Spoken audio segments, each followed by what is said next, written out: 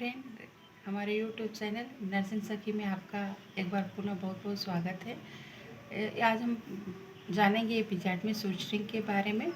इससे पहले कि हमारी जो वीडियो एपिजैड में संबंधित एपिजैड में पार्ट 1, उसमें हम एपिजैडमी की डिफिनेशन, टाइमिंग ऑफ एपिजैडमी और इंडिकेशन क्या क्या होता है वो बताए हुए हैं। और एपिजैडमी पार्ट 2 में जो है उसके पूरे एपिजैडमी कितने टाइप्स होते हैं और उसकी विस्तृत रूप से चर्चा की गई है तथा कितनी डिग्री पेरिनियल टियर होती है। तो उस वीडियो में आप जा कर के, जो कि डिस्क्रिप्शन बॉक्स में इसका लिंक रहेगा, इन दोनों वीडियो का आप जा कर के वहाँ से देख सकते हैं। अब आज हम इस वीडियो में चर्चा करेंगे एपिजैडमी सूचरिंग। पहले जानते हैं कि एपिजैडमी सूचरिंग किसे कहते हैं। जो भी हम कट थ्रू किए हैं 2.5 सेंटीमीटर का, जो भी हम एपिजैडमी चाहे मीडियन किए हैं, मीडियोलेटरल किए हैं, तो उसको जब हम सूचर करते हैं, या एक तरह से जान सकते हैं कि सिलने की प्रक्रिया को हम एपिजैडमी सूचरिंग करते हैं। तो अब हम इसमें जानेंगे कैसे, कितने लेयर में हम उसकी सूचरिंग करेंगे और हमें सूचर करते वक्त किन किन बातों का ध्यान रखना चाहिए। तो आइए जानते हैं। एपिजैडमी यहाँ हमने खुद लिखा है, जहाँ आप देख भी सकते हैं, यहाँ से पढ़ भी सकते हैं कि एपिजैडमी की सूचरिंग हमेशा 3 लेयर में करते हैं, जो इस प्रकार है। जी हाँ, बिल्कुल, एपिजैडमी की सूचरिंग हमेशा 3 लेयर होती है। जो 3 लेयर यहाँ पे दिया है, vaginal mucosa, vaginal muscles and skin, यही 3 लेयर की हम पेरिनियल एरिया में सूचरिंग करते हैं।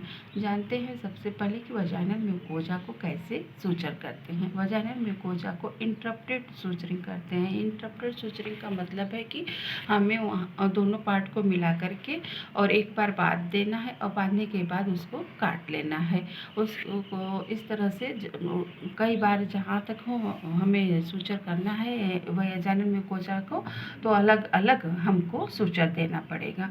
फिर दूसरा है वजाइनल मसल्स। वजाइनल मसल्स को पेरिनियल एरिया में कैसे हम सूचरिंग करते हैं। इसकी सूचरिंग कंटिन्यूअस करते हैं या नॉन लॉकिंग स्टिच होती है, इसको लॉक्ड नहीं करना चाहिए। कहने का मतलब ये है कि जब हम वजाइनल मसल्स को सिलते हैं तो आपने जहाँ से सूचर करना स्टार्ट किया है वहाँ से आप कंटिन्यू सूचर को अपने करते जाइए जहाँ तक आपका लास्ट है, लेकिन बीच में इसको लॉक नहीं करना है। मतलब नीडल को थ्रेड के बीच से नहीं निकालना है, ऐसा नहीं करना चाहिए। बिल्कुल कंटिन्यूअस आप चले आइए, एक के बाद ऐसे देते चले आइए। सबसे लास्ट में किसको करते हैं? सबसे लास्ट में हम स्किन को करते हैं। ये भी इंटरप्टेड मैट्रेस सूचरिंग करते हैं। यहाँ इंटरप्टेड मैट्रेस सूचरिंग क्यों लिखा है? मैट्रेस शब्द का मतलब है कि दोनों जो स्किन की लेयर है उसको बिल्कुल अच्छे से मिला करके ऊपर, और इसकी सूचरिंग इंटरप्टेड का मतलब है कि आपने एक एक जगह से नीडल डाला, फिर उधर से निकाल करके आप लाते हैं इधर, और फिर आपको काट लेनी चाहिए। फिर दूसरे जगह से फिर हम अगली बार फिर सूचर लगाते हैं। इसलिए ये अलग अलग सूचर जो होती हैं उसी को इंटरप्टेड मैट्रेस सूचरिंग करते हैं। इस तरह से आप तीनों लेयर को अच्छी तरह से मिला करके और उसके सूचर कर सकते हैं। अब इन तीनों लेयर में सूचरिंग करते वक्त हमें एक बात हमेशा जो नोट रखनी चाहिए, याद रखनी चाहिए, वो यहाँ पे हमने नोट के रूप में लिखी हुई है, जिसको आप यहाँ से देख सकते हैं। The highest point of the episiotomy are the apex part of the incision must be suturing. हमेशा एपिजैडमी को एपेक्स पार्ट ऑफ इंसिजन से 1 सेंटीमीटर ऊपर से लेकर के सूचरिंग करनी चाहिए। अगर ऐसा नहीं करते हैं तो एक काज होगा ब्लीडिंग एंड हीमोटोमा का। जब भी आप सूचरिंग एपिजैडमी की करेंगे तो आपको लगेगा कि वहाँ से तो हमने इंसिजन दिया नहीं, लेकिन वहाँ से क्यों हम करें। लेकिन ये इसका यही प्रिंसिपल है कि हमें एपेक्स पार्ट से 1 सेंटीमीटर ऊपर से जा कर के लेना होता है अपने सूचर को। तो आप हमेशा इस बात को ध्यान रखिएगा, जब भी एपिजैडमी की आप सूचरिंग करेंगे तो जहाँ से आपने कट दिया हुआ है उसके आप 1 सेंटीमीटर ऊपर से जा कर के अपनी एपिजैडमी को कंप्लीट करिएगा। अब जानते हैं कि एपिजैडमी रिपेयर कैसे करते हैं। रिपेयर एपिजैडमी में रिपेयर करने के लिए किन चीज़ों का इस्तेमाल करते हैं। इसमें आप एपिजाटमी को क्रोमिक कैटकेट नंबर 0 या 1 नंबर, अगर दोनों में से कोई भी मिल जाए तो आप उससे आराम से इसकी सुचरिंग कर सकते हैं। दूसरे नंबर पे वाइक्रिल है, वाइक्रिल से कर सकती हैं। और तीसरे नंबर पे सिंपल एक जो थ्रेड होता है उससे भी होता है, लेकिन इसमें अंतर है। आप अगर कैटकेट से वाइक्रिल से करेंगे तो ये सेल्फ एब्जॉर्बल है, इसको पेशेंट को फिर दोबारा अस्पताल में नहीं आना पड़ेगा और आपको स्टिच निकालने की प्रक्रिया भी नहीं करनी पड़ेगी। उससे 4 से 6 हफ्तों में वो आराम से सेल्फ एब्जॉर्बल हो जाएगा। लेकिन अगर वही थ्रेड से एपिजाटमी की जाती है तो वो ऊपर स्किन, थ्रेड से केवल स्किन में ही लगती ही है, और उसे तब पेशेंट को दोबारा अस्पताल आना पड़ेगा और उसको आपको स्टिच निकालने की प्रक्रिया भी पूरी करनी पड़ेगी, जो कि बहुत पेनफुल होता है।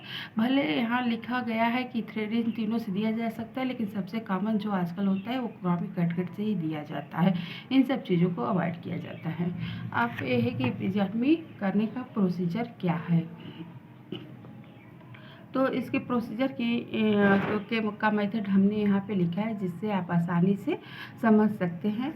क्या करना है कि क्लीन एंटीसेप्टिक लोशन आप पेरिनियल एरिया, सबसे पहले आप उस पेरिनियल एरिया पर जहाँ आप एपिजाटमी सूचर करने वाले हैं उसको पूरी तरह से क्लीन कर लेंगे। Applies injection xylocaine 2% for local anaesthesia.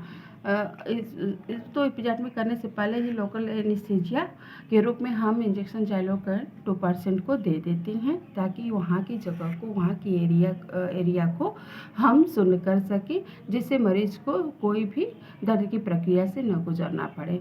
फिर क्या होता है कि देन टू फिंगर प्लेस्ड आप वजाइना एंड फीटल हेड, हम वजाइना की तरफ से इस पेरिनियल एरिया और बच्चे के हेड के बीच में, फीटल के हेड के बीच में अपने 2 फिंगर को प्लेस्ड कर देते हैं। Then cut 2 or 3 centimetre with episiotomy scissor, फिर हम 2 से 3 सेंटीमीटर के करीब एपिजाटमी सीजर से एक कट देते हैं, जिसको कि हम एपिजाटमी कहते हैं। तो इस तरीके से इसमें हमने एपिजाटमी सूचरिंग में कितने लेयर लेते हैं, एपिजाटमी रिपेयर में कौन से कैटकेट का इस्तेमाल करते हैं और उसके प्रोसीजर क्या होता है, इसको कंप्लीट किया। अब आइए आगे देखते हैं। अब जानते हैं कॉम्प्लिकेशन ऑफ एपिजाटमी। एपिजाटमी के कॉम्प्लिकेशन क्या क्या हो सकते हैं। सबसे फर्स्ट ऑफ ऑल यहाँ लिखा है कि स्वेलिंग, पेरिनियल एरिया में आपको स्वेलिंग देखने को मिल सकता है। दूसरी नंबर पे है ब्लीडिंग, कभी कभी एपिजाटमी से बहुत ज़्यादा ही ब्लीडिंग होती है। तीसरा है अगर एपिजाटमी की केयर अच्छे से न की जाए तो बहुत वहाँ पे इन्फेक्शन हो सकते हैं, जो कि बहुत पेनफुल भी हो सकता है। और after child birth painful period, काफ़ी 4 से 6 हफ्तों तक का लॉन्ग टाइम का अगर बच्चा होने के बाद पेशेंट को बहुत ही पेनफुल पीरियड फील होता है। और पांचवा है लॉन्ग हीलिंग टाइम, इसके जो 4 से 6 हफ्तों की टाइमिंग है हील होने की, वो लंबी प्रक्रिया है। इस तरह से इसके कॉम्प्लिकेशन यहाँ पर दिए गए हैं। ये सब उसके एपिजाटमी के कॉम्प्लिकेशन हैं। अब देखते हैं एपिजाटमी केयर में हमें क्या करना चाहिए। एपिजाटमी केयर में सबसे पहले है an episiotomy takes about 4 to 6 week to heal. सबसे पहले तो पेशेंट को ये जानकारी होनी चाहिए कि ये 4 से 6 हफ्तों में पूरी तरह से अपने से हील हो जाएगा, तो ये हमें बात बतानी चाहिए मरीज को। फिर दूसरा है depending on episiotomy size of the incision, कि इंसिजन करते वक्त भाई कितना कट किया गया, 2 सेंटीमीटर किया गया, 3 सेंटीमीटर किया, उससे हीलिंग की टाइम हमको बतानी चाहिए। तो इस तरह से डिपेंडिंग पूरी तरह से एपिजाटमी की हीलिंग उसके साइज पे डिपेंड होती है। तीसरा है mother need to check her episiotomy with a mirror, माँ को भी चाहिए कि अस्पताल से जाने के बाद अस्पताल से डिस्चार्ज होने के बाद अपने जो एपिजाटमी है उसको एक मिरर की सहायता से बिल्कुल चेक करती रहे कि वहाँ पे कोई स्वेलिंग नहीं है, वहाँ पे कोई इन्फेक्शन तो नहीं, रेडनेस तो नहीं है। इस तरह वो हमेशा चेक कर सकती है। To make sure the skin is still close and look held. Mirror से आराम से पेशेंट देख सकती है अपने पेरिनियल एरिया को कि वहाँ पे जो एपिजाटमी दी गई है उसकी लेयर्स पूरी तरीके से क्लोज हो चुकी है और वो घाव भी उसका पूरी तरह से भर चुका है। इस तरह से एपिजाटमी केयर के बारे में हमें पेशेंट को ज़रूर बताना चाहिए। अब है कि एडवाइस ऑन डिस्चार्ज होते वक्त जो एपिजाटमी से जुड़ी बातें हैं वो पेशेंट को हमें एक बार ज़रूर बतानी चाहिए। क्या करना चाहिए कि keep area clean and dry. Patient वहाँ पे जब भी हाँ, अपने वहाँ उस एरिया को हमेशा साफ़ सुथरा रखेगी और वहाँ पे जो भी उस एरिया को ड्राई रखेगी। फिर दूसरा क्या है, drink plenty of water and eat lots of vegetable. इसमें वो बहुत सारा पानी पिएगी और जो है कि उसे वेजिटेबल हरी पत्तीदार सब्जियों का खूब प्रयोग करना है ताकि उसके एपिजाटमी की हीलिंग जल्द से जल्द हो सके। Rest and allow yourself to heal. आपको हमेशा रेस्ट करना चाहिए ताकि इस वक्त जो वहाँ पे एपिजाटमी हील होती है तब भी बहुत खिंचाव महसूस होता है माँ को, इसीलिए उसे बहुत मानसिक रूप से दिक्कत होता है। इसलिए उसे हमेशा अच्छे से खूब अच्छे से नींद